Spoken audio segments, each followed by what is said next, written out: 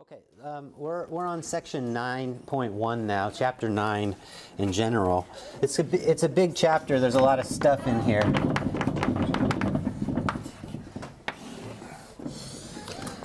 The two topics that we need to solidify in chapter 9 are determinants and inverses.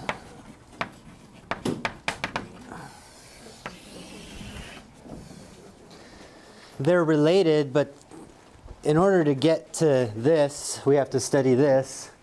And then it's a little bit different with 3x3s than it is with 2x2s. So we spend a little time on 2x2s and do both of those things. Then we go back and study determinants by themselves, and then we go and study inverses again. So we're going to kind of bounce back and forth between these two ideas. So section 9.1. We're going to talk about two-dimensional or 2x2 matrices.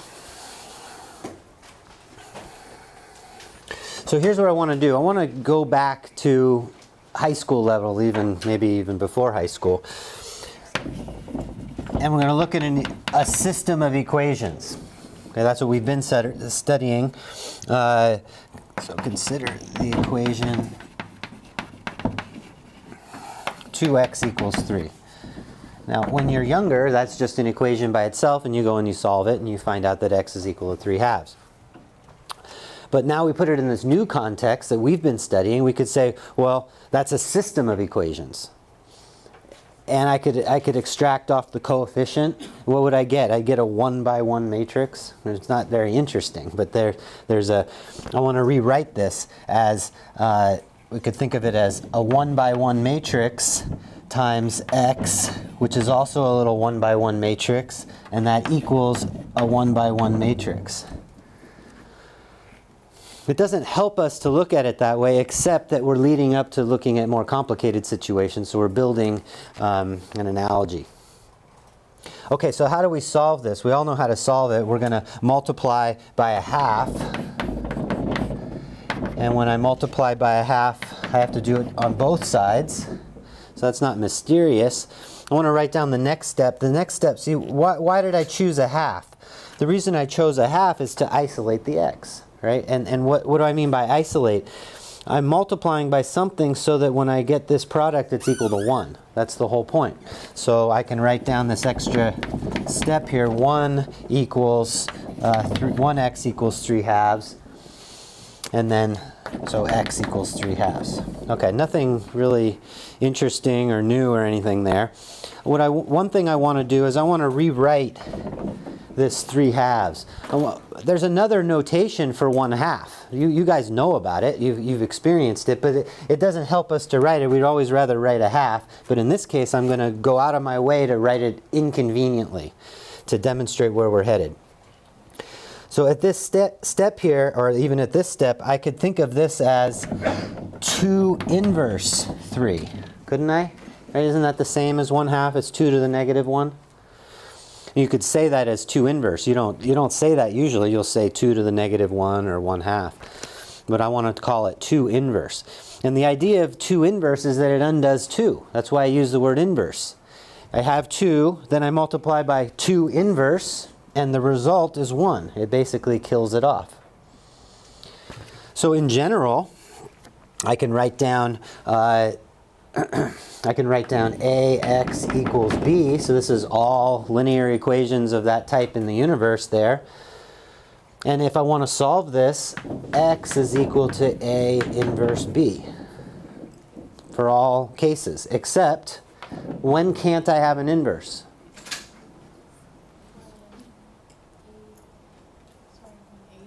When a is 0, right? Because it's just the reciprocal of a. So if a was 0, I can't do the reciprocal. I can't have 1/0.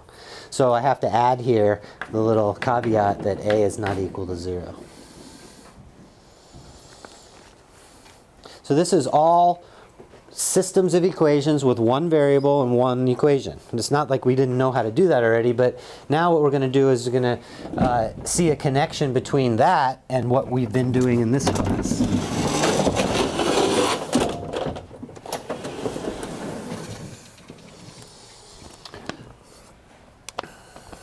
All right, so now consider this system.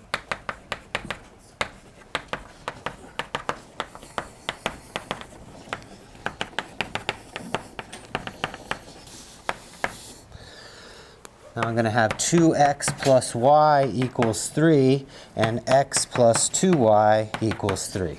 So it's pretty similar.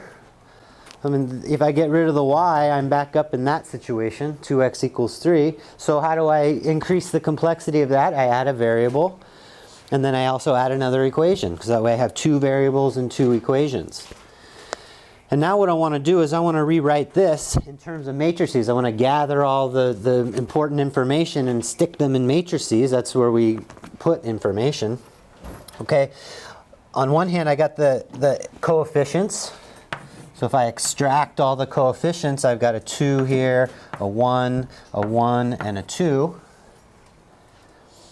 And then what should I do with the x and the y? Well, I'm going to put those in a matrix in the same way that I had the x in a little matrix there.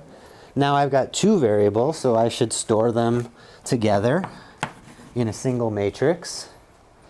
And then what should I do about the solutions? Well, over here I had a 3, and I put that in the matrix containing all the right-hand side information. So these two things are equivalent. They're the same thing. I could write this or I could write this. They're the same thing. But we can see that by multiplying it out, if you like. So we now know how to do matrix multiplication. So you can see if I take this vector, this is a column vector, if I turn it on its side and then do the multiplication, I get x times 2. That's 2x plus y times 1.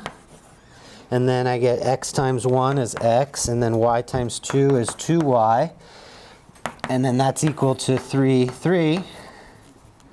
But you see, that just, remember, we know what it means for matrices to be equal. If this matrix is equal to that matrix, then that means this thing here is equal to that. That's that equation.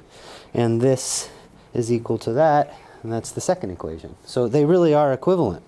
And now what I want to do is I want to make the connection between this and that by writing out this in terms of symbolism. So this was one example, and then I generalized and I said this represents just an example of ax equals b. This one here represents an example of capital A times some variable vector. You can think of v as either vector or variables. It's the list of all the variables.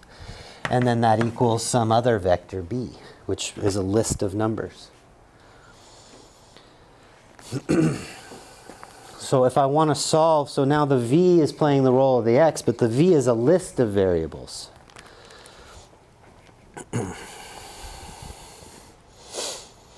So what am I going to do? V, I want to be able to find an inverse so that I can basically divide by the matrix. Just like I did here, I divided by the 2.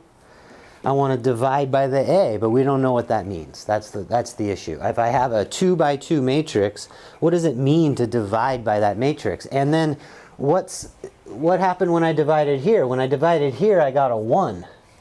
So what's the 1 in the matrix world? That's the next question. What represents the 1 here in the matrix world?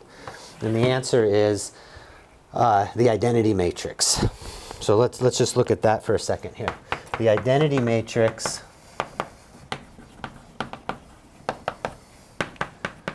plays the role of 1. Okay, so here's I2. What is the feature of 1 up there? The thing about 1 is if I multiply 1 by any number, I get that number back again. So if this has the same feature, then that's what I mean by plays the role of 1. So let's just look at that. If I take any matrix A, B, C, D, and I multiply it by the identity matrix, let's see what we get back. I'm going to take this column, turn it on its side. I get a 1, 0 here. Then I match it up. I get 1 times A plus 0, so that's A. And then I get 1 times C plus 0, that's C. And then I switch, I move over to this column, 0, 1. I get 0A plus B. and then 0c plus d. So that's what I mean by it plays the role of the identity, and I'm not going to go through it, but if you multiplied it on the left side as well, that's also equal to a, b, c, d. So you can check that yourself if you like. So that's what I mean by this language here. It plays the role of 1 in the identity, in the 2 by 2 matrix world. So what's going to happen at this stage is when I divide by a, the result is going to be the identity here. So we'll see all this. Now, without trying to tell you how to do this, I'm just going to give you an inverse. And let's just play around with that for a second. I'll just give you the inverse of that matrix there. So if A is equal to 2, 1, 1, 2, now we don't know how to find this yet. I'm just going to tell it to you, and then we can play around with it for a little bit. Then A inverse is 1 over 3 times 2, negative 1, negative 1, 2. Now let's see what happens when I multiply these two. A times A inverse. That's equal to 2, 1, 1, 2. And let's multiply on the left by A inverse. Let's go like that instead.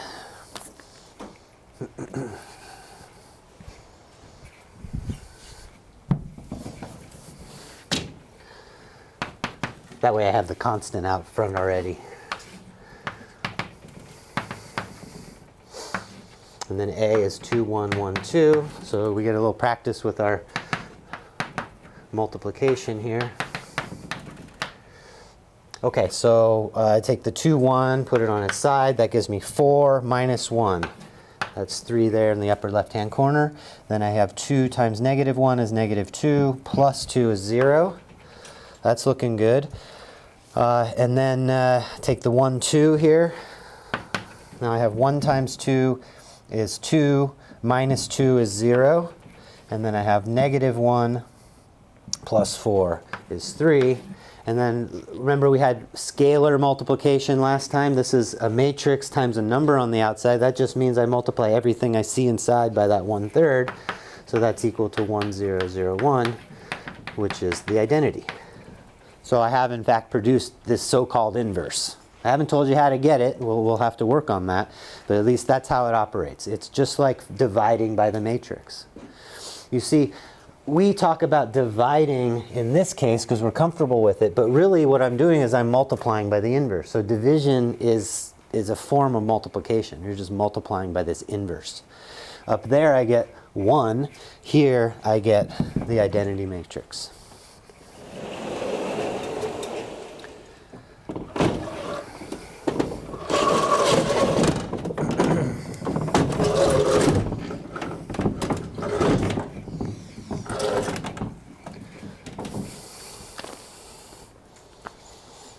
So now if I have A, V equals B, my situation over here,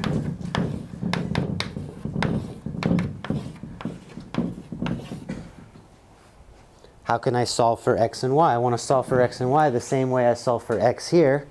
So I'm going to multiply both sides by 1/3, 2, negative 1, negative 1, 2. That's the inverse. Times 2, 1, 1, 2. X, y. And here we have to pay attention. We have to actually multiply on the same side. Remember, in the matrix world, AB doesn't equal BA. So if I multiply on the left here, I have to multiply on the left over here. Here it didn't matter. Right? I happened to write it that way, but we could have written a half on that side and nobody would have been upset about it because we're used to that. But here we have to keep track of everything. So I need to have 1/3, 2, negative 1, 2, and then times this guy here, 3, 3. Okay, now I don't need to do this multiplication because I know this just gives me the identity. So I'll write down the actual matrix.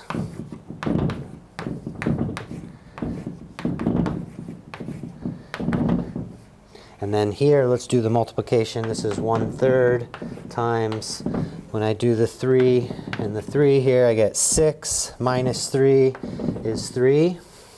It's actually good. We can tell what size matrix it's going to be because this is a 2 by 2 and this is a 2 by 1. So this will be a 2 by 1 as a result. Okay, and then the last one is negative 3 plus 6 is 3, so then that equals 1, 1. So my final result, you see this, if I were to multiply that out, that's just xy. This is the identity matrix. It behaves like 1. So if I multiply it, it just, you see, it doesn't change anything. Okay, so that implies that xy equals 1, 1. And you can go back and see that that's the solution here. If I plug in x equals 1 and y equals 1, I get 3. If I plug in x equals 1 and y equals 1, I get 3. So the solution is x equals 1, y equals 1. And I got it in a new way. My new way was to pretend like the matrix is just a regular number, and I essentially divided by it. I divided both sides by it, and that was how I was able to solve multiple variables, not just that situation up there. Okay, so that's our new trick we need to learn. Let's put some steps in here. So we started off with a, v equals b, and then this step here was multiply both sides by a inverse. And then this canceled, just like the 2 and the 3 made 2, the 2 and the 1 half made 1. This is now I2v equals, this is a little v here, equals a inverse b. And then finally, the vector I was interested in is equal to a inverse b. And you see this notation here is reminiscent of this notation. So it's really the same thing. I just want to communicate that to you. Is that we're doing the same thing. It's just, it's big boy math rather than child math. Or infant math. Yes? This might sound like a dumb question, but how do you know that x has to be on the top and y has to be on the bottom? Is it because x is first? Oh, I just... It doesn't matter? Well, okay. So the variables that I line up in the first column here, that's going to be the first variable. Okay. And then, yeah, so they're kind of in order. So if I have x, then y, then I have x, then y. If I were to put y over here, then I would put y first. Okay. Yeah, so it's whatever order they come in here. I put them in vertical order for that one. And then the identity matrix is only when it's like the same number of rows and columns? Because you have to put one. You mean in this particular case? No, like any identity matrix. Any identity matrix is a square matrix, so it's 2 by 2 or 3 by 3, and then it's always got to have the ones down the main diagonal. It's a diagonal matrix and has all ones. So that it's just an extension. Here's the 1 by 1, then there's the 2 by 2, and then if I have 3 by 3, I'm going to have another one.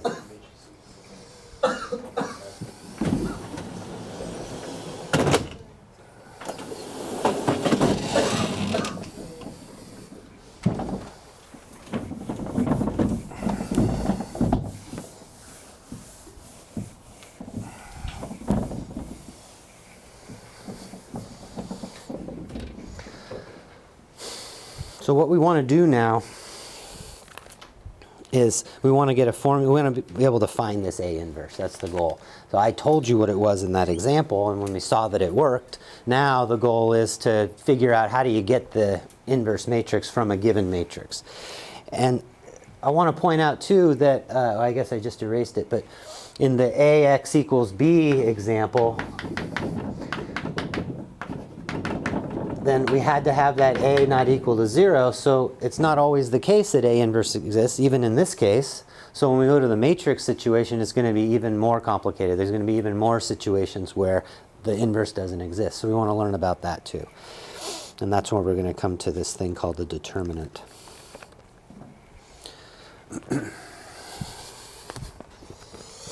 So let's start off with, if A is an n by n matrix and A inverse exists,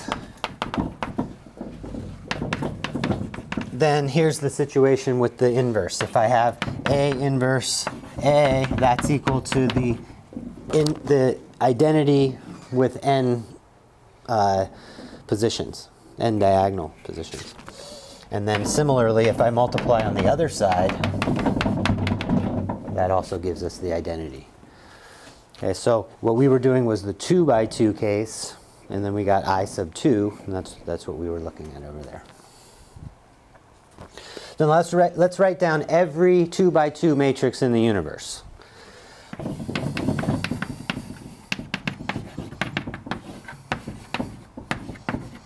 There they are. See, I haven't specified what A, B, C, and D are. You can feel free to put in whatever you want, but it represents all 2 by 2 matrices in the universe. A, B, C, and D are real numbers, if you like. Yeah, they are real numbers. All right, so there's A.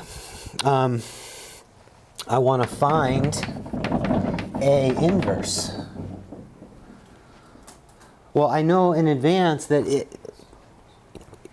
it's also, okay, it's another matrix. I have to get the identity out again, but I have no idea what's in here. However, what I do know is that if I multiply these two, I get the identity. So it'll give me a little equation to work with. So A inverse, that equals the 2 by 2 identity. So I can write that down. That tells me that A, B, C, D is equal to, or times,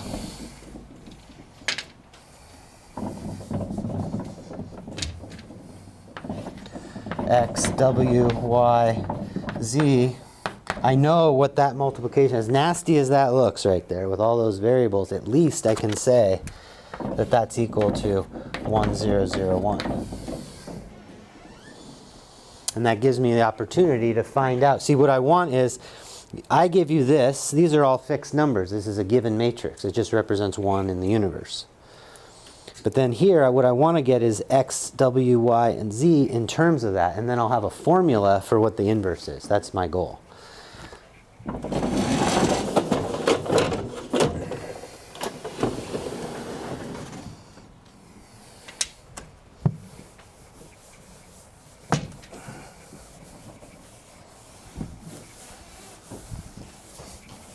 So it's going to take a little bit of work. We're going to have to concentrate pretty hard here to stick with this. Okay, so let's get started. Let's do the multiplication. Okay, and what I want to do is I just want to focus on really on just one part here. I'm going to multiply those here. I'm going to multiply the X, Y. Okay, and what do I get here? When I do that, I get AX plus BY. That's the first location, the first upper left-hand corner, first slot here.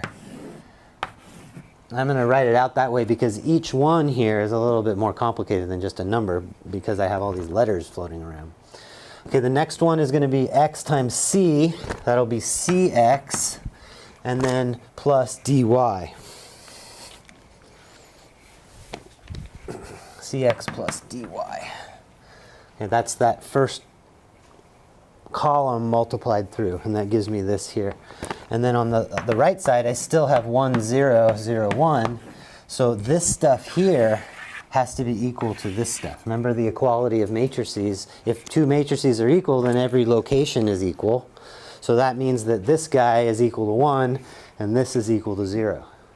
I can finish this off by taking the WZ and multiplying it through.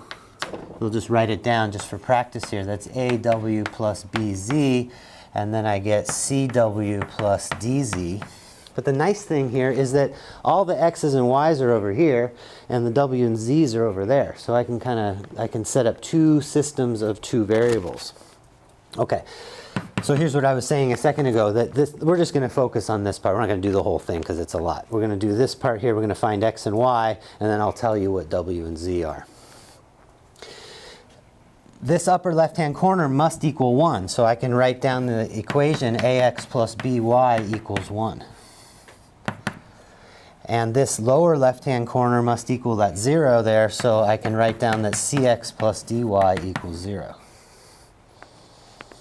Well, we're such masters now at this row echelon form that we can, let's just write it out. What would that look like in an augmented matrix? I would have A as my coefficient, B as the second coefficient, and then 1 here. Then I would have C and D and 0 there. That's the augmented matrix. Remember my variables, I want to solve for X and Y. Let me remind you of that since we have so many variables around, or so many letters. We want to solve for x and y.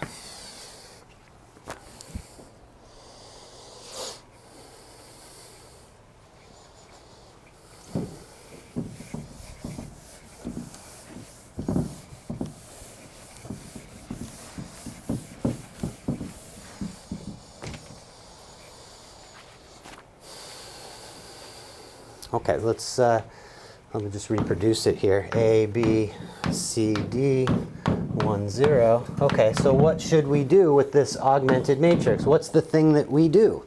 We try to make zeros, right? And if I'm going to have this in reduced row echelon form, I want this upper left-hand corner to be a 1. So let's start there. How about I replace row 1 with 1 over A, row 1. Just making a 1 up there. So now I have 1 B over A, and then I'm dividing by A here, so I get 1 over A, C, D, 0. Row 2 doesn't change. So I'm making progress. Maybe you think, oh, well, I've got B over A and 1 over A, so it's getting worse. And it's true, it is getting a little worse. Okay, but what do we do next? We use this 1 as a pivot to get rid of the other numbers in its column. We'd really like to have a 0 here. If I could get a 0 here, I've essentially eliminated a variable and I can solve for the other variable. So that's my next move, is I'm going to replace row 2.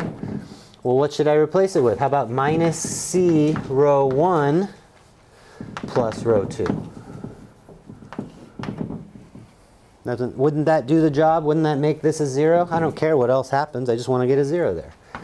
Okay, the top row doesn't change. The bottom row, I get a 0 there. That's good. Now I have to be a little careful. I'm multiplying this by minus C here, and then adding it. So that what I get is D minus BC over A. See if you believe that. I'm multiplying row 1 by negative C, so I put a negative C here. That's this term. And then I'm adding it to D. So I get that kind of ugliness. The next one isn't so bad. I have to multiply by negative C here. That gives me negative C over A, and then I just add 0. So I get negative C over A here. So it's starting to get pretty ugly. Let's take a moment here and combine these two fractions. Okay, let's get a common denominator. So a common denominator means that this needs to have an A on the bottom. So I'm just going to get a common denominator. We're working really hard here. And the reason we're working so hard is because at the end of it, we're going to get a formula that says, here's the matrix, here's A inverse. So it's worth it to work through this and get a formula. Okay, my common denominator is A on the bottom here. So I'm going to have 0, and then this guy will be AD over A. We get AD minus BC over A. I have 1 B over A, 1 over A, minus C over A. Now, believe it or not, we're home free here. We have to be a little careful about how we solve it, but you see, this enables me to solve for y. Can you see that that's, if this was a 5 and this was a 10, I'd say 5y equals 10. But it's not 5 and it's not 10, it's all that stuff. But we can still write it down. This says AD minus BC over A times y equals minus C over A. And now I can solve, notice the A's cancel. So now I get, let's write it over here. So that implies that y equals, see the A's cancel? And you get minus C over AD minus BC. Now that's what we always do, right? We get it down where we can get one variable, solve it, now I've got it. Then we back substitute to find out what the other variable is. So there's y. And then we can use the original equation. The easiest original equation to use here is this one, because it's got a 0 in it. So let's use this. So cx plus dy equals 0. That implies that cx plus d, okay, well, let's put in y. Y is this whole thing. minus C over AD minus BC. That has to equal 0. So I have Cx is equal to, now when I put the d in, it's CD, and then I bring it to the other side, it's C times d over AD minus BC. And now I get x. The c's cancel. X is equal to d over AD minus BC. That's a lot of work, but we've made some serious progress here.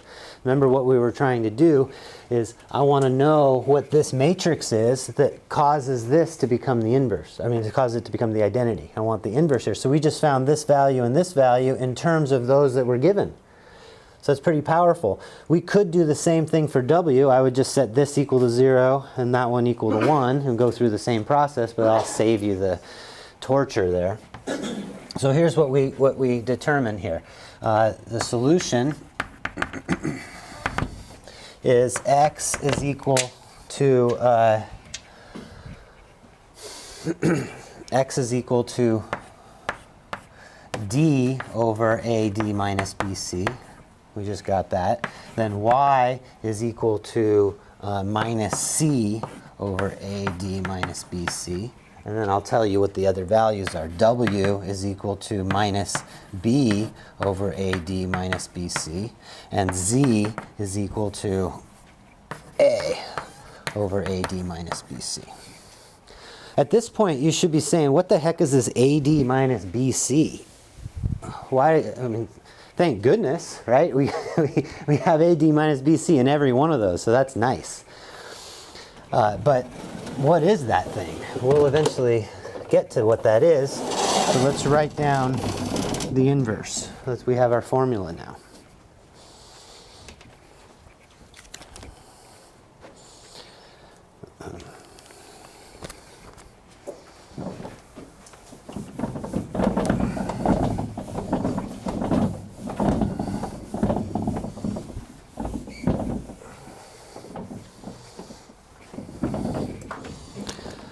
Okay, so given A, which is any 2 by 2 matrix in the universe,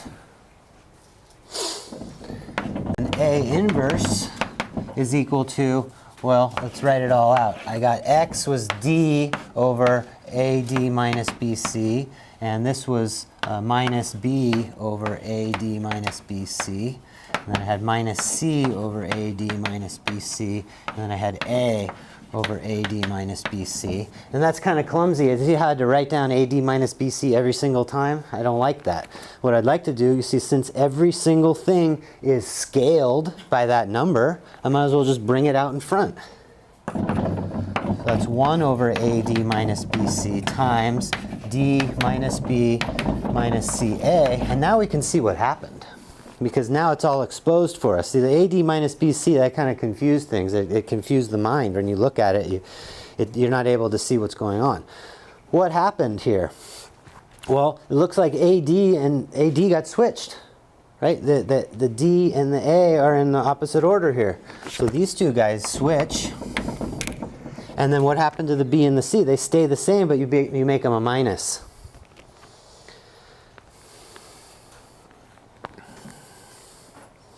Okay, now I've committed a terrible mathematical error here. So I'll give 1% bonus at the end of the course to anybody who can tell me where my error is right now.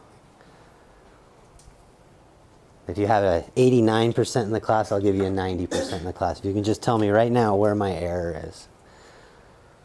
It's not in this. This is the right formula, but I'm missing something here. Yes? Should the 1 over... I was going to say the 1 over AD minus BC has to be switched. No. No. There's a problem here. I need to state something extra. Oh, you have to say that the bottom of that can equal 0. Right. I have to say that the bottom is, you have to email me. Tell me that you're the winner. So this guy is kind of important. In fact, that plays the role. Remember back where we were doing just regular numbers and I wanted the inverse. I could get an inverse or anything except when A was 0. And now I can get an inverse for any matrix except when this is equal to 0.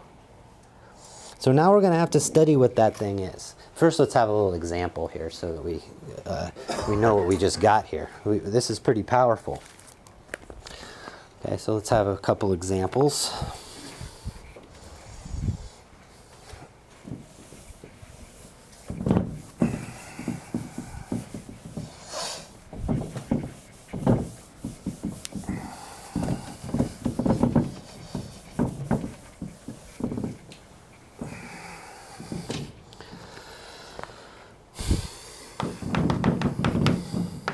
Well, let's just go back to that original one that I told you what the inverse was. Let's check that one. Let's see if I was lying or not.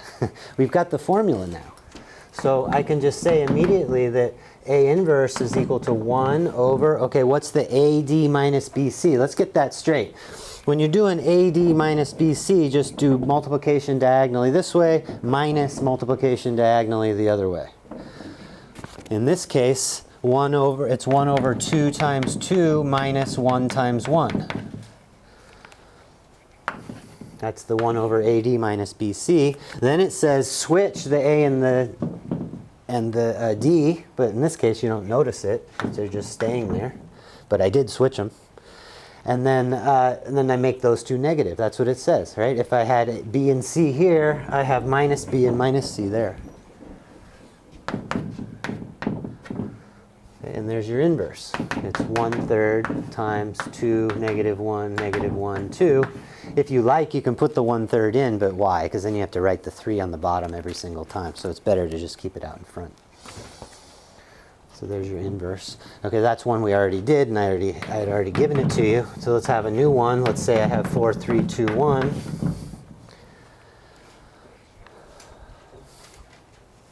Well, we can just write it down immediately. This is like learning how to divide by matrices. I can write down the inverse immediately. It's 1 over, and I go 4 times 1, that's the AD. And then minus 2 times 3. Then times, okay, what do I do here? With these two guys, I switch them. So that's a 1 and a 4. And then these two guys, I leave them where they are, but I make them negative. So that's equal to -1/2 times 1, -3, -2, 4. We might as well check it. A inverse times A, that's -1/2 times 1, -3, -2, 4, 4, 3, 2, 1. Leave the half out there for the first step. Just do the matrix multiplication, then put the half in afterwards. Okay, so when I do this, I get 4 minus 6 is -2. Then I get -8 plus 8 is 0.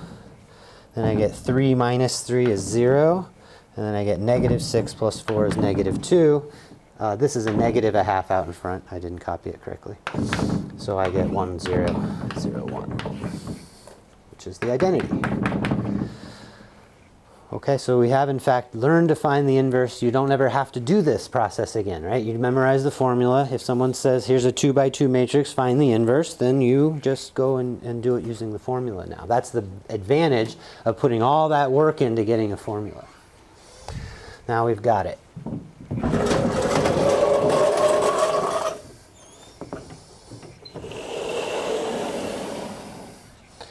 Now we need to investigate this thing. What is that thing?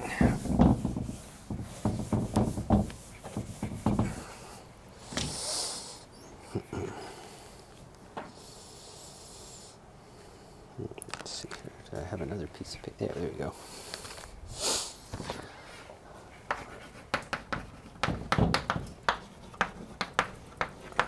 So that should be the question. What is this magical AD minus BC? It's important because we divide everything by it.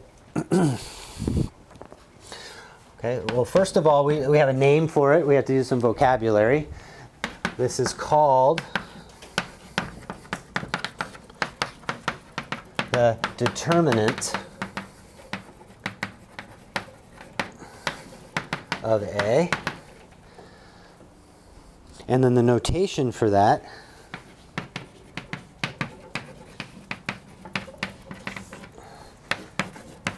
it's like absolute value.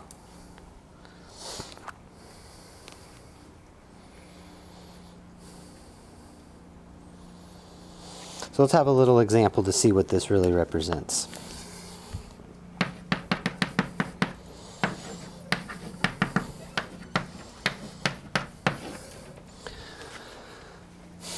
There's a matrix. We could find the inverse if we want, but that's not what we're interested in right now. We're going to look for this AD minus BC. Now let's also pay attention to the language. Isn't it true that all I have to do to find out whether there's an inverse or not is just check this? Because if this is equal to 0, no inverse. But if it's not equal to 0, then I have an inverse. So it's the thing that determines for me whether there's an inverse or not. Okay, it's like a check. You give me a matrix, I dunk it in a solution and see if it turns a certain color, and then I can identify whether or not it has an inverse or not. It's the determinant. There's also a reason why we use this absolute value notation, and we'll see that right now. So what I want to do here, we're gonna witness right now what's going on inside the matrix. I alluded to this fact last time. I said inside the matrix there's some geometry. Right now it's just a blob of numbers, but now I'm going to show you the picture that goes with this matrix. There's a few pictures, it's not just one, but we're going to focus in on one. Okay, so what I want to do is, I think I use columns, yeah. Alright, so I'm going to focus in on these columns here. 2, 0, and 3, 5. And I'm going to graph them. I'm going to graph 2, 0. If I graph 2, 0, I can put it right here. Here's 2, 0. I'm going to use a colored chalk here. There's 2, 0. I'm going to write that in. That's the column 2, 0. Just thinking as the first component is x and the second component is y. And then I'm going to do 3, 5. So here's 3, and then 1, 2, 3, 4, 5. Here's 3, 5. Let's use yellow for that one too. And I put little arrows on there because they're called vectors. Okay, we haven't gotten into that yet, but they are vectors. Remember, if I have just a single column, that's called a column vector. Okay, and vectors have little arrows on them. Now, what I'm going to do is I'm going to create a parallelogram using those two vectors. And this area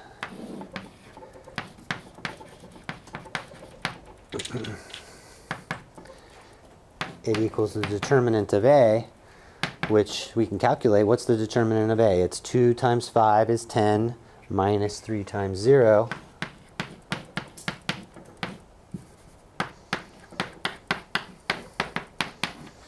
So the determinant, and now let's look at the area here. How do you get the area of a parallelogram? It's base times height.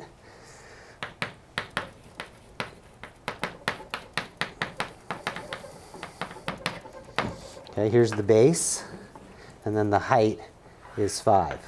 So it's 2 times 5, which is 10. So that's the hidden information inside of a matrix. If I train myself, if I practice hard enough, I can look at a matrix and see the picture in my mind. It's not always necessary to have the exact picture, but it would be helpful when you see a matrix to just have some parallelogram pop into your head. That's what it represents. It represents a parallelogram, the area of a parallelogram. Now what's even more remarkable is if I do the same thing with just the rows, it's the same area. So if I change it and I do the rows as being 2, 3, and then 0, 5, I'll also get the same area. So now let's think about the implications. What if the inverse doesn't exist? The inverse doesn't exist when this thing is equal to 0. So that means you have 0 area. So what's 0 area? That means the rows must be the same. They must be on the same line. As soon as they're off on the same line, you're going to get an area. But when they're together, you don't get any area at all. And we'll see a little bit more of that as we go. But well, now what we're going to do is we're going to study this determinant thing all by itself, because the goal is to get the inverse of larger matrices. But as you see in this example here, the inverse of a 2 by 2 required us to know how to calculate this, and it's what popped out. So now what we're going to want to do is just study this, and you'll be able to do this for 2 by 2, 3 by 3, 4 by 4, and even 5 by 5, whatever, n by n. And then the ultimate goal is to find the inverse of those larger matrices. But we have to stop along the way and just study determinants as their own subject. So that's what we're going to do now. We're going to learn how to do determinants of larger matrices. And toward that end, we have to go through a list of theorems in the book. In order to find more complicated matrices, you're going to want to learn how to manipulate matrices. And so we're going to go through these theorems and see what this determinant thing is all about, so that we can do more complicated determinants.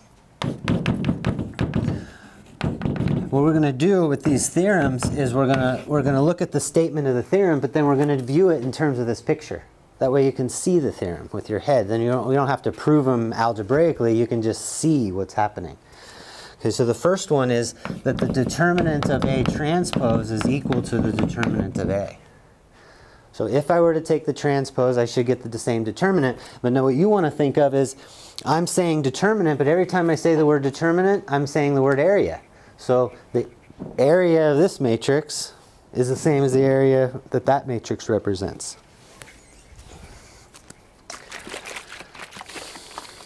What I'll do is I'll keep using that same matrix, and we'll have the same picture, and we'll just keep seeing how it doesn't change.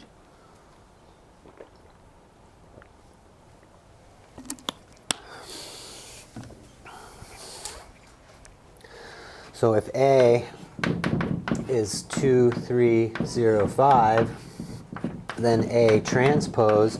Okay, what's transpose? It gives us a chance to remember what transpose is. I take the rows and I turn them into the columns, or I take the columns and turn them into the rows, whatever you like. So that row needs to be the first column, and that row needs to be the second column. That's the transpose. And the picture for this guy is the same as that one. Let's just do it real quick here. 1, 2, 1, 2, 3, 4, 5, 3. So it's that same picture. That has an area of 10. And then if I do this guy here, use this, so now I got this is my first column, 2, 3. So I go 1, 2, 1, 2, 3. And then I have 0, 5. So that's 0, 1, 2, 3, 4, 5.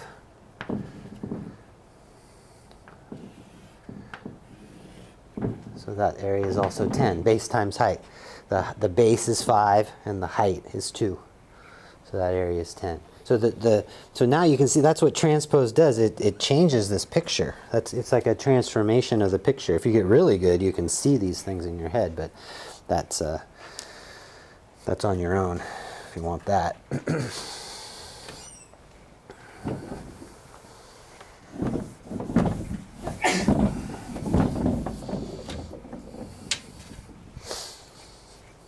I'm not going to go through every one of the theorems, but I just wanted you to see, you'll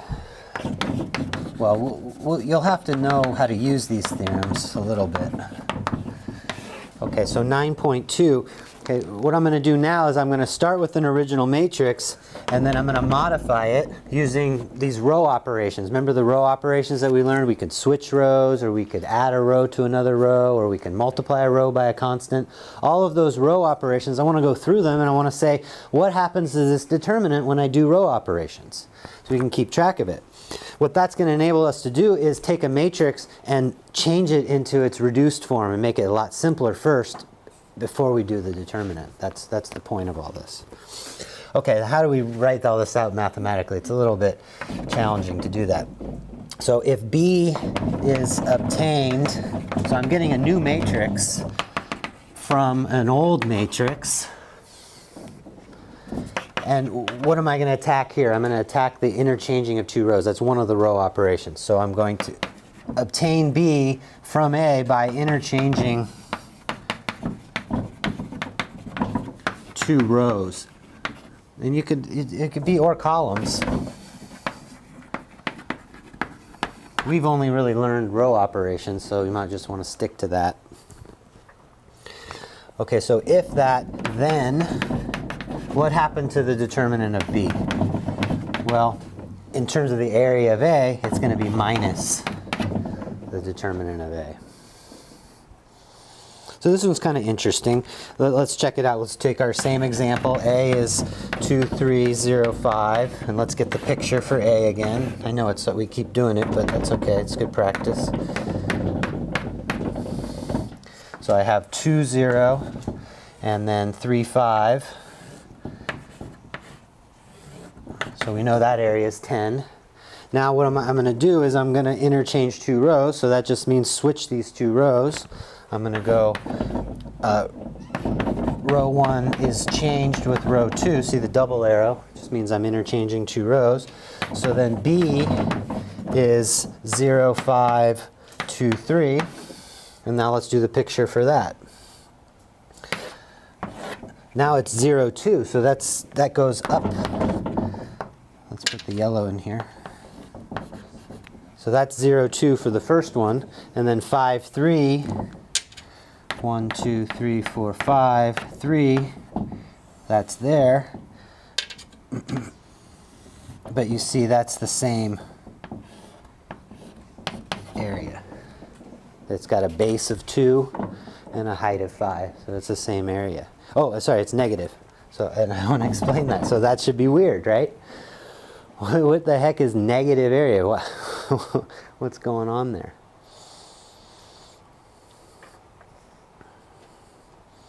So that's a question that comes up, is I might take the determinant and I get a negative number, so then I'm telling you that it's area. What is negative area? What's that? Can you think of a situation where you might get negative area in the real world? Or you might think of something as negative area?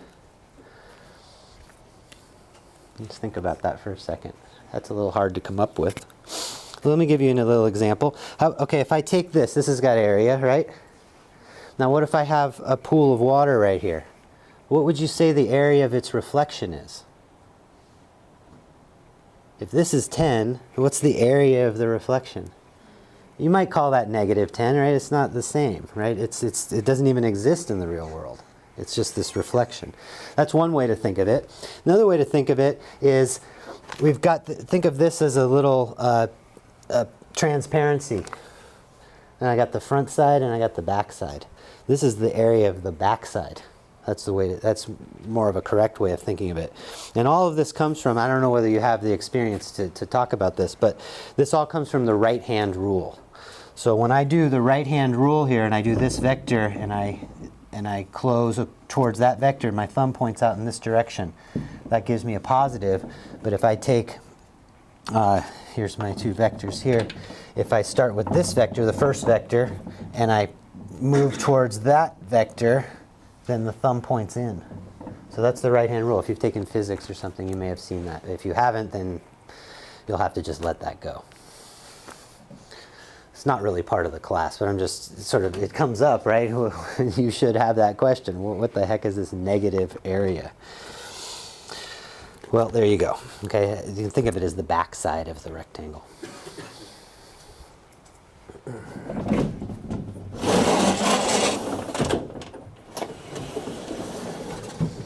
Remember, part of this class is to just try to develop a little intuition for these things. And then when we try to do that, we get these little stumbling points. How is our intuition going to work with that?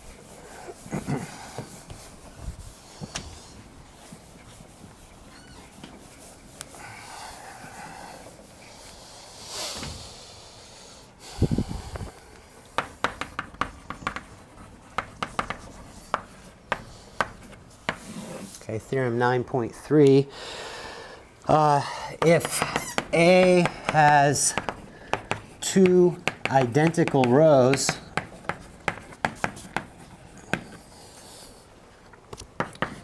then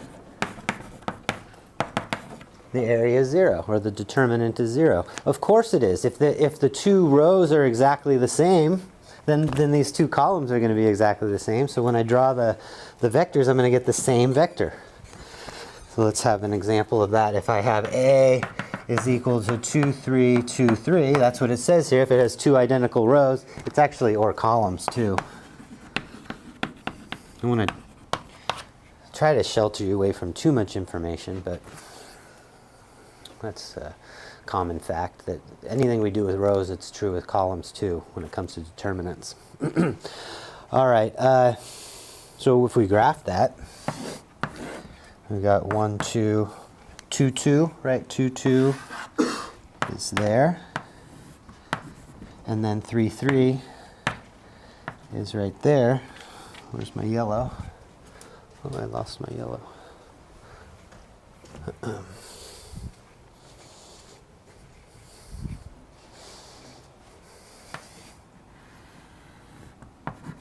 So you see no area, right? If we have exactly the same thing, then there's no area. So we get this. The determinant is 0. And if you calculate the determinant, you can do it algebraically too. Don't think you have to look at the area. In fact, just get in the habit of taking it this way. It's 2 times 3, that's these two, plus or minus 3 times 2, so that is in fact 0.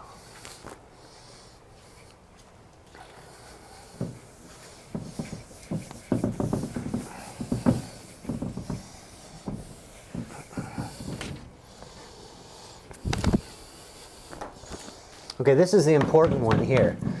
Theorem 9.5. This is the one we're going to use to do more complicated matrices, larger matrices. Okay, again, if B is obtained, so I'm going to create a new matrix from A by a row operation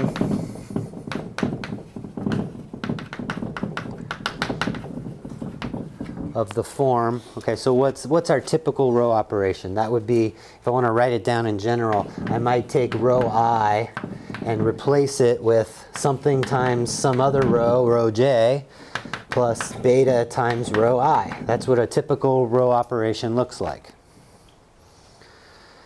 I just wrote them all down, all of them in the universe. Well, the good news, this is really good news. Because if I do a row operation of this type, which is the type of thing that you use to reduce matrices, right? This is what we keep using over and over again when we do our row reduction. Then the good news is that the determinant of A is equal to the determinant of B. This leaves the determinant unchanged. So let's write that in English.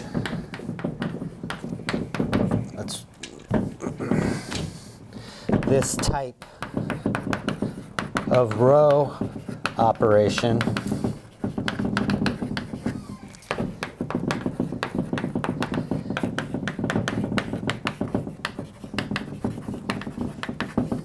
it leaves determinants unchanged. So I can do those till I'm blue in the face, and I'm never going to change the determinant.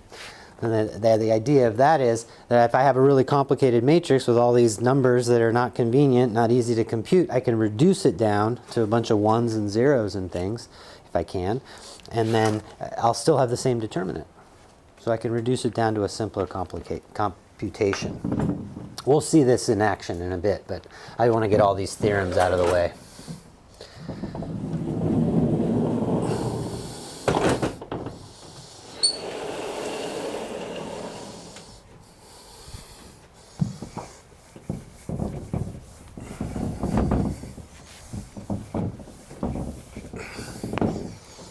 Let's see it in action. So if I have A is my typical matrix I've been using every single time. There's A. And then what am I going to do? I'm going to do a row operation of that type. So let's replace row 1 with negative row 2 plus row 1. I don't know, just something. Right? That's the type I'm describing up there.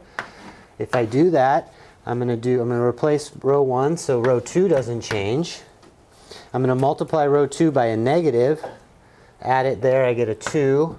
Multiply this by negative, that's negative 5. Add that, I get negative 2. So there's my new matrix. And let's see what the area of this is. This is B. Okay, we have the standard picture here. I'll just draw it quickly. Okay, that's the picture we keep having for that one. And then what's the picture over here? Okay, well, it's still 2, 0. And now it's negative 2, 5.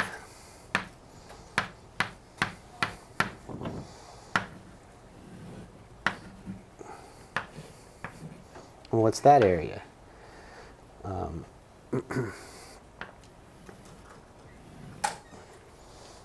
It's still base times height, right? 2 times 5 is 10.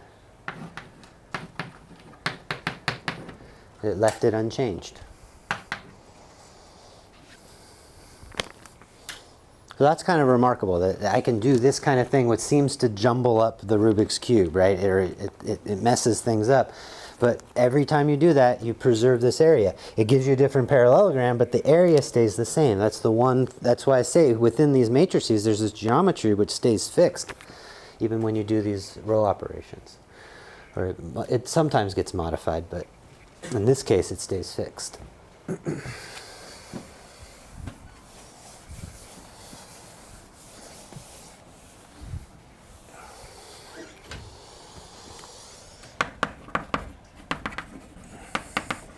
The next theorem is so that you can do the determinant in your head, basically. It's a shortcut. So it's for special type of matrices.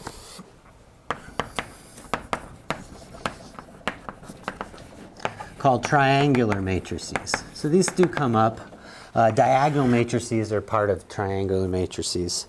Let's have some examples of this. You just learn it by example in this case. So and here's our first chance where we're going to do matrices that are larger than 2 by 2. Even though we haven't really looked at it, I'm going to introduce it here just because it's appropriate. Okay, so there's my first matrix, the one I always use. Right? That happens to be one of these triangular matrices. And the rule is that the determinant of this is just the product of the diagonals. That 0 down there, it doesn't contribute anything, because notice I go 2 times 5 minus 3 times 0. So that part's not included. So this is just equal to 2 times 5, which is 10. Okay, and let's have some more. If I have B, let's change it like this. Right now this is, it's now got the 0 here, but you see why it's called triangular? See, this is the triangle here. And then this is the triangle. Oops, sorry. This is the triangle. Everything outside the triangle is 0. The determinant of B here is also just 2 times 5. It's just the product of the main diagonals.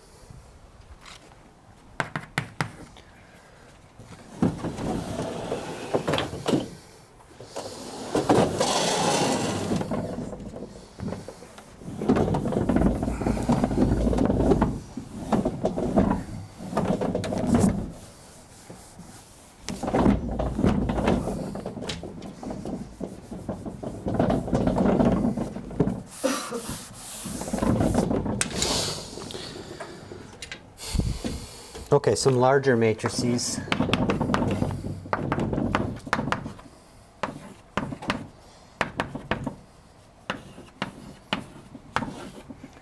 This is an upper triangle. This is a triangular matrix. It's called an upper triangular because the triangle's in the upper portion. But that's just for your purposes, you just need to think of it as triangular. And the determinant of this will just be the product of the main diagonals. So the determinant is equal to, in this case, negative 1 times 4 times 6, which is negative 24.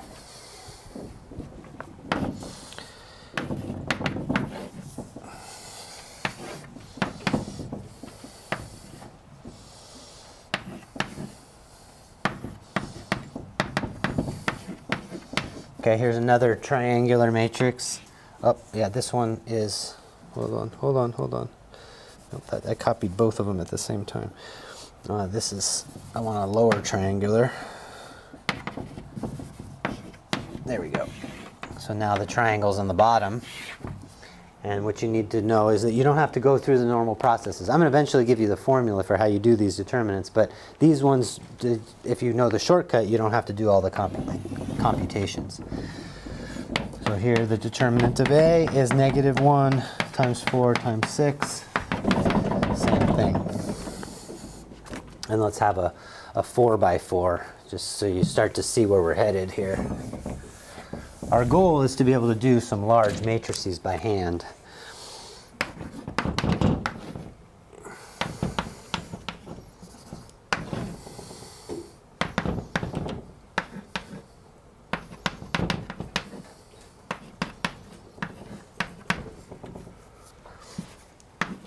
Okay, so there's a triangular matrix. There's the triangle. And then the determinant in this case is just the product of the main diagonal.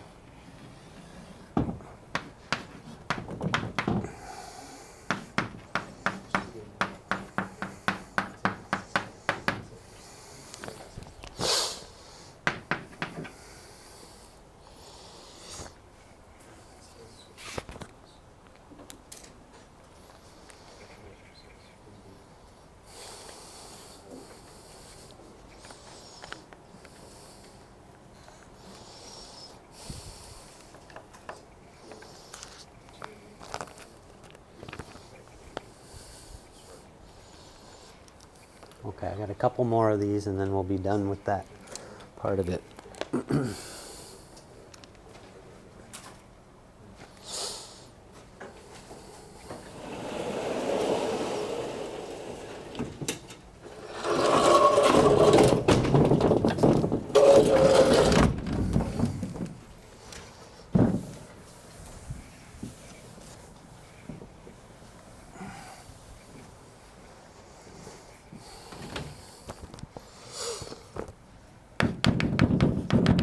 The one row operation we haven't covered is multiplying a row by a constant. Remember, if I had a half in there, I multiplied the row by 2 just to get rid of the half. We want to find out what happens to a determinant when we do that. Okay, so now if B is obtained from A by multiplying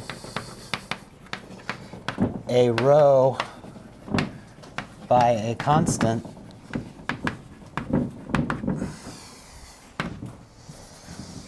then what happens? The determinant of, so let's say a constant lambda here. This is said lambda. It's a Greek letter L. That's the lowercase version. So then the determinant of B is equal to lambda times the determinant of A. There's a bigger implication to this. So if A is that example I keep using,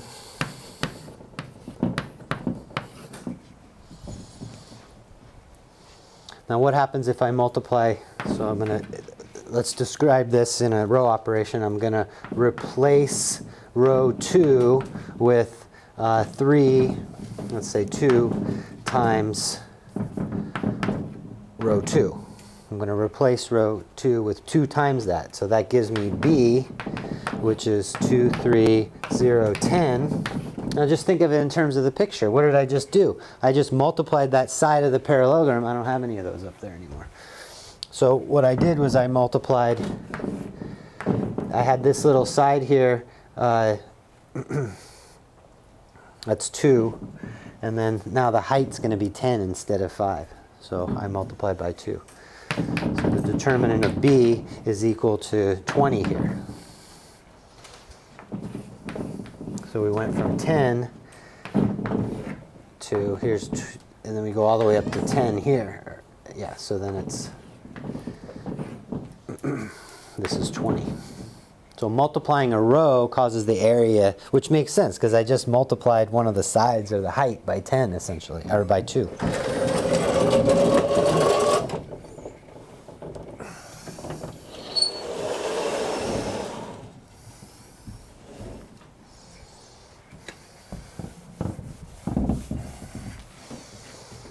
Now here's a little trick that goes with this theorem here. So as an example, given that the determinant of A is equal to 5. And so I don't tell you the matrix, but I tell you what the determinant of a matrix is. And I'm going to tell you that A is a 2 by 2 matrix. So what is the determinant of 3A? So let's pause for a second. If I multiply a matrix by 3, that means, can you believe me if I say that means you multiply every row by 3? I'm going to multiply everything in there by 3, right? Everything in the matrix by 3. That's what 3A is. But over here, all I did was multiply one row, and it caused the area to change by that amount. So now, in this case, I'm multiplying both rows.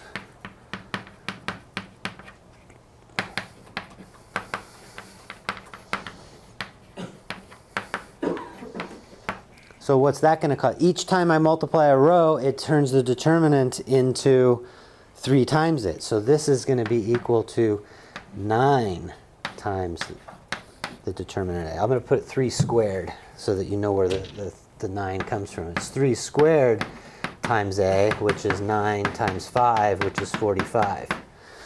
And since I'm multiplying both rows by 3, each one of those needs to get a 3. If I only multiplied one row, it would be 3 times it. But if I multiply both rows, it's 3 times 3. So that's how that theorem gets used, is we can say, well, here's the determinant of a matrix, and then I manipulate it in a certain way. What's the new determinant without ever giving you the matrix? And that's an example of that. We'll see some others as well as we go.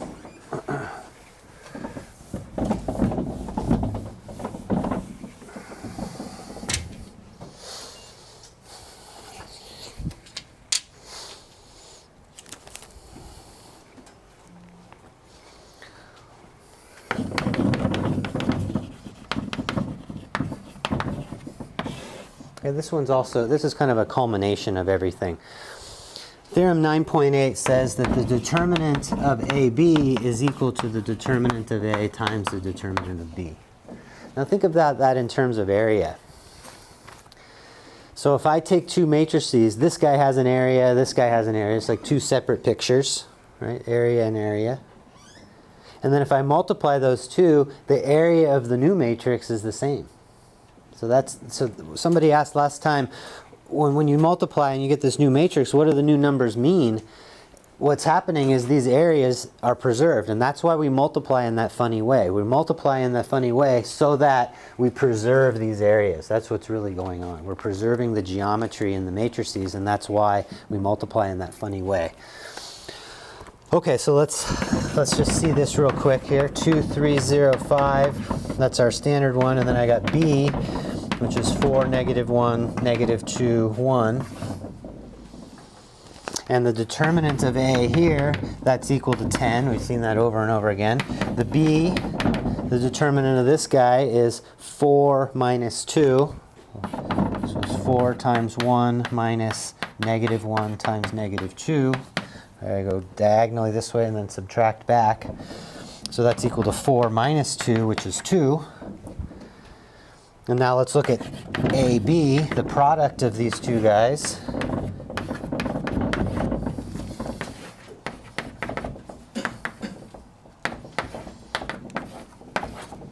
That product, okay, let's see if we can do this kind of quickly.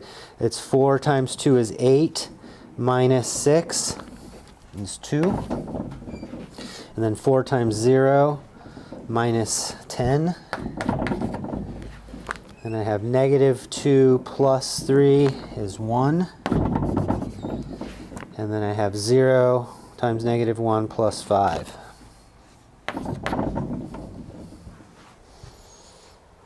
And the determinant here, the determinant of AB, that's equal to 10. Let's write it out. It's 2 times 5 minus 1 times -10. So that's equal to 20. and then that's equal to the determinant of A, determinant of B.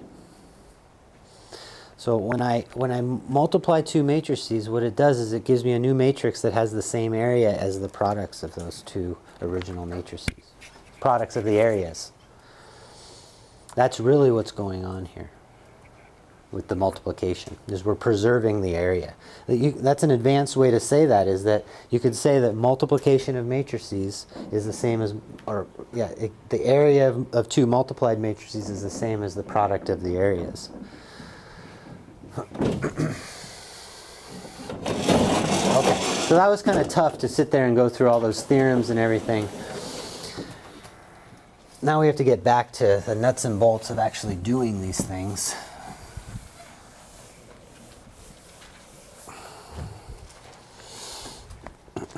If you want, you could draw the pictures out there and see the areas. I didn't do that for you, but it's available.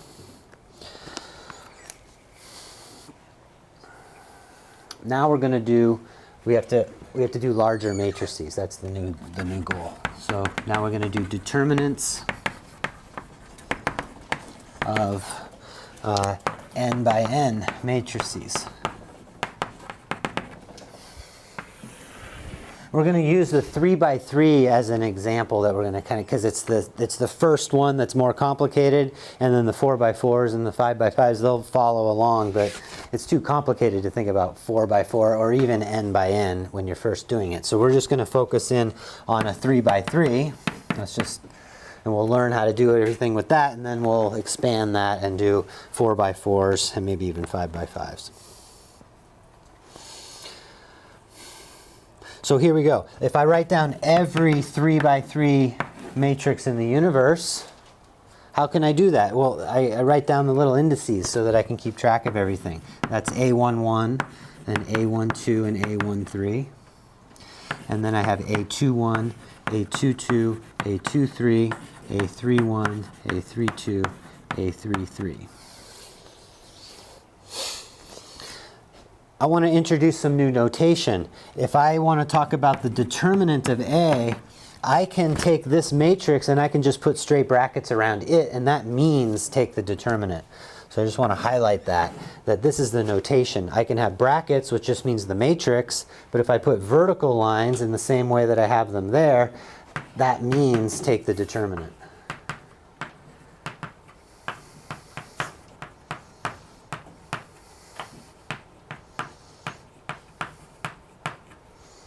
A little tedious to write those things over and over again, but this is notation.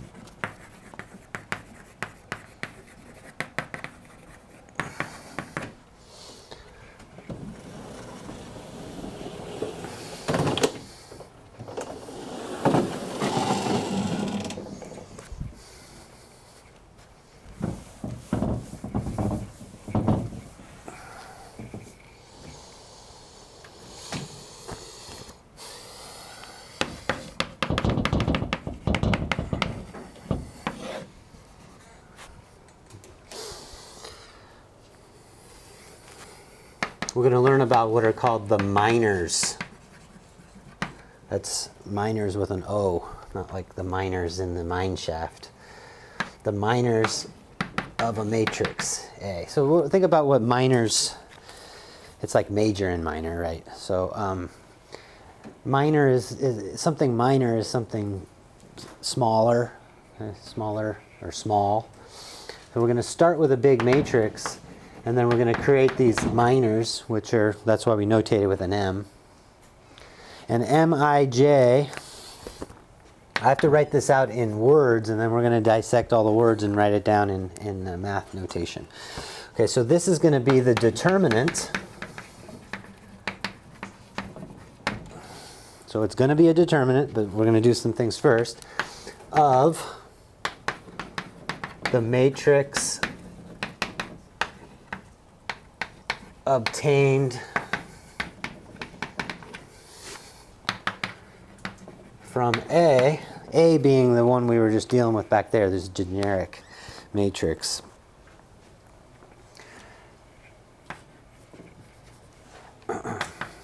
And what am I going to do to obtain this is I'm going to remove. What should I remove? Well, the notation indicates something, right? That first number always means the row, so that's going to be the ith row. And the j always means something, that's going to be the jth column. So this minor is going to be obtained by removing the ith row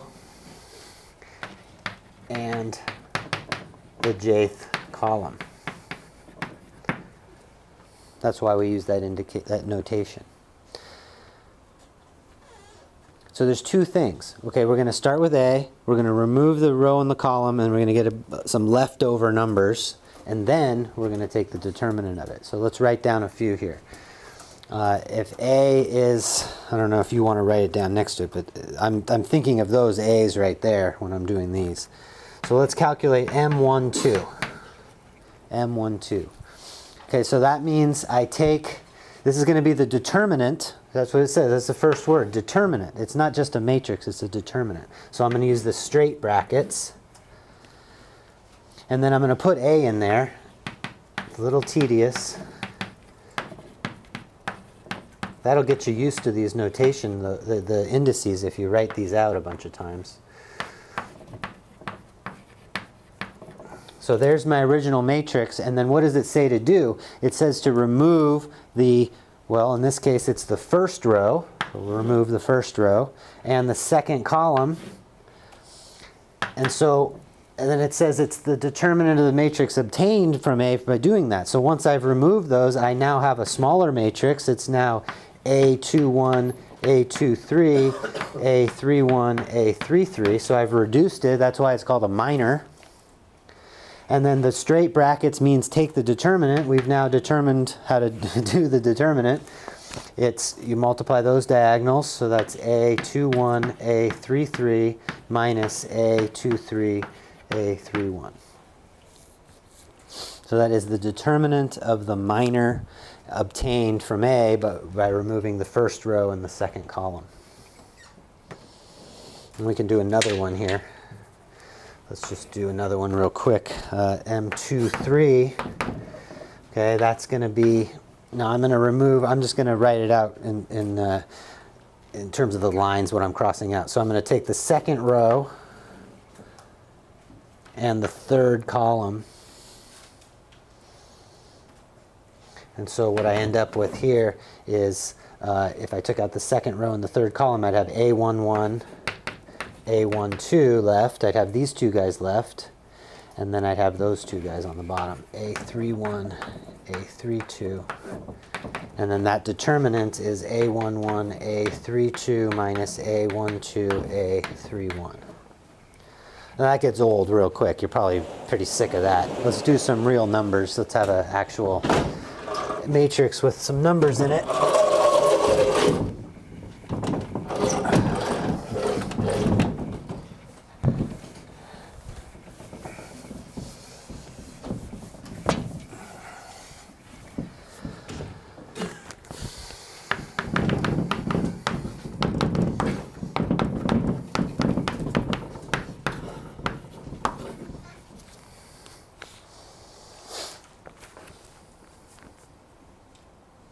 There's a matrix. Let's go calculate those guys here. So M12. M12 is the determinant of the matrix left over if I remove the first row and the second column. So I remove the first row and the second column, and that's 4, 6, 7, 9. And then that's equal to 36 minus 42, which is negative 6. So it's not too bad when you go to calculate them. When I'm writing them out in general, it looks pretty nasty. If I have M23, that means I remove the second row and the third column.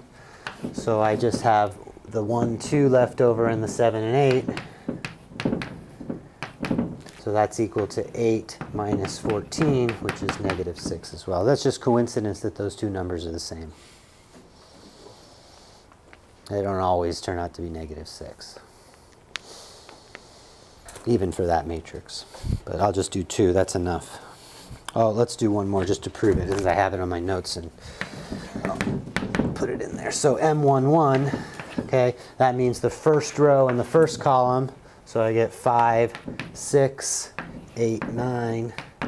That gives me 45. That's this one, minus 48, which is negative 3.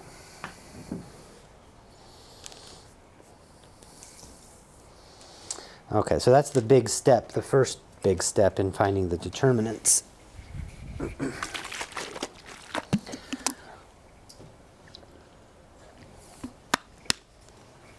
We're almost ready to say what the determinant is.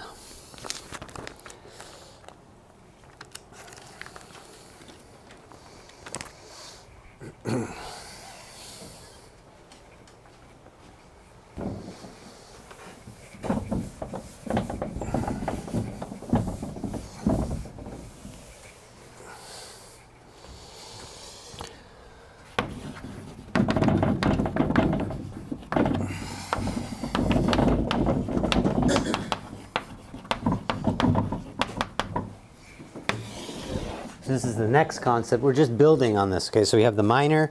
Well, let's even take it a step back further. We have a matrix. Then we can go calculate all these minors. And then now we're going to calculate this thing called a cofactor, which comes from these minors anyway. In fact, it's almost exactly the same as the minor. Has a little extra thing. Okay, so the cofactors of A, they're labeled. Okay, the label is Cij, so that's going to be the same thing. We got the row here and the column here.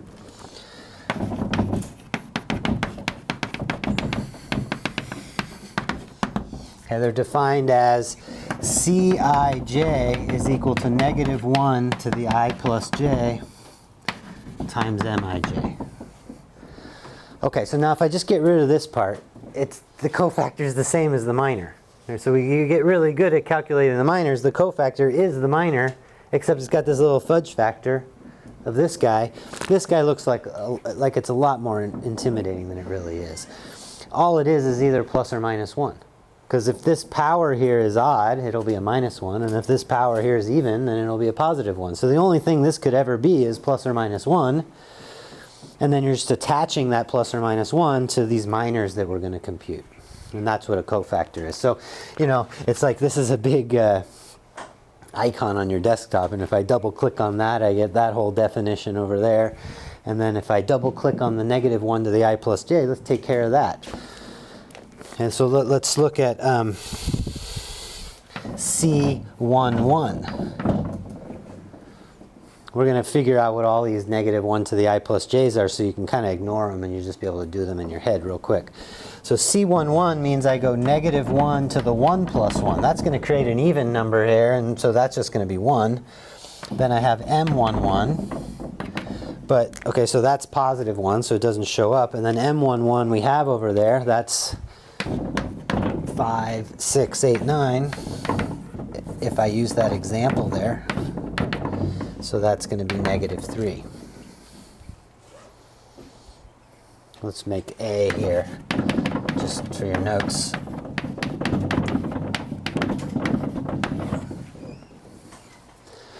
Okay, let's do C, which one do I have here? C21. Okay, C21 means I've got a 2 here and a 1 there, which means I've got a 2 there and a 1 there. So 2 plus 1, and then I've got M21. Okay, but in this case, negative 1 to the third power, that gives you a negative 1.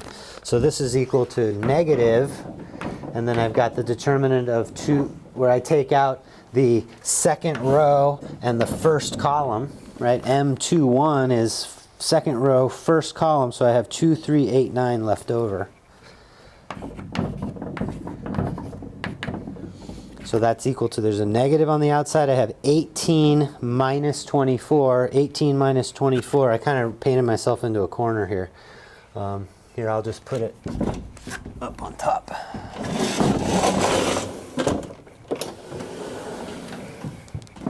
So this one's equal to negative 18 minus 24, which is negative 6, which is positive 6. That's the C21 cofactor.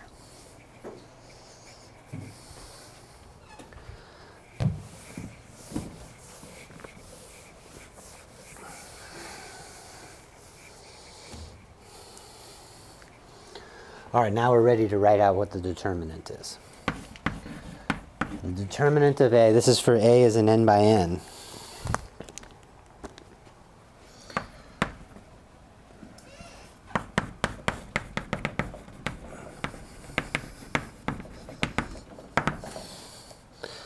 Okay, I have to write it out in English, which is going to be hard to read at first, and then we'll go back and make sure we see what it's going to be. So the determinant is defined to be this process. I'm going to multiply. Okay, you guys with me so far? You know what multiplication is? Okay, so just keep that in your head. We're going to multiply. Then we're going to take we're going to multiply the elements of, and this is key here. I'm going to put a big box here. Any, this will be your choice. Any row or column. Okay, so far, are you with me? We're going to multiply the elements of any row or column. What am I talking about so far? Pick the top row, 1, 2, and 3. Those are the elements of the top row. The third column, 3, 6, 9. Those are the elements of the third column. Okay, so I'm going to multiply those by something, not by themselves. Well, here's where the language makes sense. What am I going to multiply it by? It's cofactor. Co is together. Factor is like multiplication. So I'm going to multiply it by the corresponding cofactor. Corresponding cofactors. So I'm taking the elements of those and multiplying by the corresponding cofactor. So as an example, I'm going to take 1 up there in the upper left-hand corner. Its corresponding cofactor is C11. It's the upper left-hand corner cofactor. By the corresponding cofactors, and then I'm going to add the results.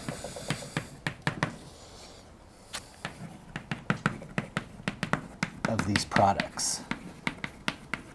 Great example of, you know, the words in math. If you try to read that by, you know, like you're reading a novel, it just goes right over your head unless you stop and analyze every single word along the way. You know, if I just say, hey, by the way, you know, to multiply the elements of any row or column by their corresponding cofactors and add the results. You guys with me still? No. So that's a little lesson on how you learn math. You shouldn't expect to be able to read that and have the whole idea pop into your head. You have to go word by word and make sure you understand everything. Okay, but I can help you do that. So we can just get to the result here. So let's write it down in general. Let's do all the 3 by 3s in the universe. I've got A11. Let's just write down so I don't have to write it down twice. So the determinant of A, okay, I use straight bracket notation. That's A11, A12, A13, A21, A22, A23, A31, A32, A33. So there it is. That's the determinant. And then what does it say? What's this process say? It says take any row or column. So let's just pick the first row. How did I do that? Yeah, if I do the first row, what does it say to do? It says take the elements of any row. Okay, I picked the first row, and multiply them by the corresponding cofactor. So that means in this case I'm going to go A11, its corresponding cofactor is C11. Then I take A12 and I multiply it by its corresponding cofactor, and then I take A13, guess what? Multiply it by its corresponding cofactor. So you really do have to know what the little indices are for each of these. Sort of. You can get around it once you know what you're doing, and I'll show you how to do that. But to write that out, you do. And that's equal to the determinant. Now if I do the third column, you get different, it looks like they're going to be two completely different things, but we're going to get the same number, and I'll demonstrate that in a second. So if I take the third column, what's that going to be? That's going to be A13, C13 plus A23 C23 plus A33 C33. Both of these are equal to the determinant of A. They look different, but we're going to get the same number. The matrix will work it all out for you. This process. All right, well, we're finally in a position to do some determinants of larger matrices. Takes a lot of work to get all that out, but now we're ready to just do some concrete examples. Okay, so how about we just do the simplest one I can think of, 1, 2, 3, 4, 5, 6, 7, 8, 9. That's easy for you to copy at least. And let's just do what I did there. Let's do the first, oh yeah, let's, there's one more thing I want to do, is I just want to do the -1 to the I plus j. Let's just see what all these locations give you in terms of this. Okay, so when you have a 1, 1, that's going to be a positive there. And then when I go to first row, second column, that's a 1 and a 2, so then it'll be odd, so then I get a negative. And then if I just go to the next one, I'm just adding 1 to it, so then it'll go from odd to even. And then it goes from even to odd, and then it goes from odd to even, and then it just switches. So when you're computing the cofactor, it helps to just know the positives and negative locations. So as I'm doing the first row here, I'm also considering the locations of those spots. This is a positive spot, this is a negative spot, that's a positive. Okay, so let's do this now. The determinant of A, okay, what does it say to do? It says take this guy and multiply it by its cofactor. So that'll be 1 times C11 plus 2, but it's not plus, it's minus. Well, let's just put it in. It's plus 2 times C12. And then plus 3 times C13. Now let's go compute these things. So 1 times C11, that's the matrix. That's the determinant of the matrix when I cross off the first row and the first column. So I have 5, 6, 8, 9 here. And then this is going to be minus 2 times the determinant. And the reason it's minus is because this location here. So if you want to, that's where that negative comes from. That's why it switches here. Because when I go to compute this cofactor, it's -1 to the 2, 1 plus 2, so it gets -1 cubed, which is negative. Okay, and then I'm going to cross off the first row and second column, so I get 4, 6, 7, 9, plus 3. Now I'm going to take off the first row and the third column, 4, 5, 7, 8.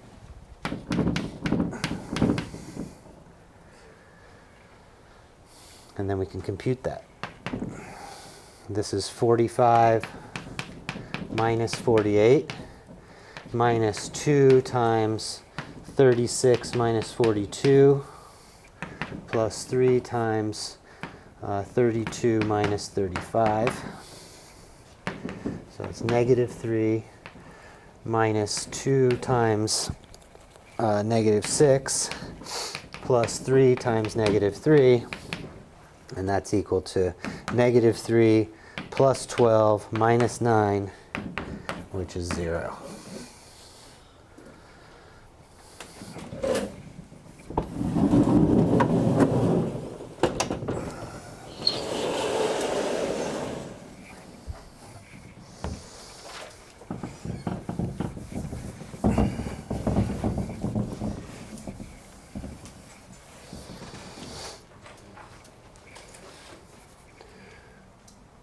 So that was using the first row. Let's now do the third column, just like we did over there.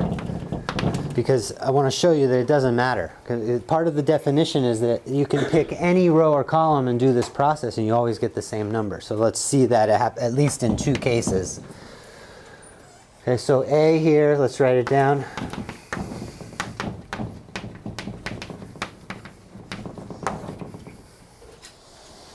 So now we'll use the third column. And also over here, the third column, it's plus, minus, plus again.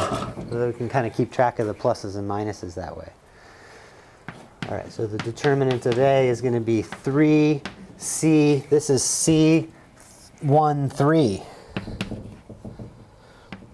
Plus 6 times C2, 3 plus 9 times C3, 3. When you get good at it, you don't have to write these out. You can just go straight to what you're doing. So if you didn't write this out, what would you do? You would do 3 and then just write down the determinant of, and you just take that 3 and you cross off the row and the column it's in. So that's how you see what's, you don't have to write these down. You can just say, I'm going to cross off the row and the column that 3's in. The remaining stuff is what I put here. And then you have to subtract off the 6 because this is a negative location. So pay attention to that. And then take the 6 and just cross off its row and its column. That leaves me the 1, 2, 7, 8. And then I have 9, 3, 3. I take its row and its column. I get the 1, 2, 4, 5 left over. So now that's 3 times 32 minus 35 minus 6 times 8 minus 14 plus 9 times 5 minus 8. So that's equal to 3 times negative 3 is negative 9. Negative 6 times negative 6 is plus 36. And then 9 times negative 3 is negative 27, which is 0. Okay, now think about this. If we were in the 2 by 2 case and we got 0, what would that mean in terms of that area? We have 0 area, right? So what does it mean when we're in 3 dimensions? That's the last thing I'll tell you about today. So when we're in 3 dimensions, what's the 3-dimensional equivalent of area? What's the 1-dimensional equivalent of area? So there's this hierarchy. If it's 1 dimension, it's just length, right? Then you go up 1 dimension, the length becomes area. And then if you go up 1 dimension, it becomes volume. You get a cube. So if I have A is, I don't know, these rows here, or columns. I did it in columns last time. So let's talk about it like this. So we have those columns. Then what in 3 dimensions, what we have is this. Whoops, can't draw it like that.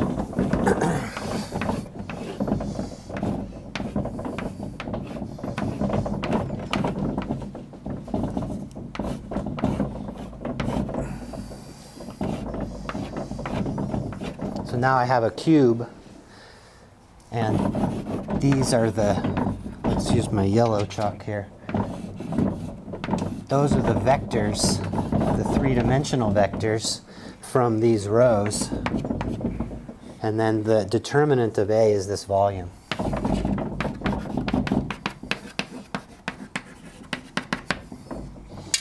So that's the equivalent of the 3-dimensional version. So when we get a determinant of 0, if I were to write all those vectors out, it would have zero volume, which essentially means you have either a flat shape or even a line. But you can't really recognize that, right? You can't look at that and go, oh yeah, duh, the volume's 0, right? Our brain's not sophisticated enough, so we need to figure it out using algebra. And certainly if I give you a 4-dimensional one, you can't even see it. It doesn't exist in our 3-dimensional world. So that's really what you're doing when you're calculating volume. And we'll go back to the 1 by 1 case, because it's true here too. If I have A is equal to, say, 3, then that's a distance of 3, right? That's the determinant. And if I have A, it's the 1 by 1 matrix 3, right? And if I have A equals negative 3, then that's the negative distance, right? It's the distance from 0, but on the negative side. It's the reflection in the water, if you will. Okay, so it's all consistent. So here it's length, Then 2 by 2 its area, 3 by 3 its volume, 4 by 4 its four-dimensional volume. Okay, that's enough for today. Certainly covered a lot.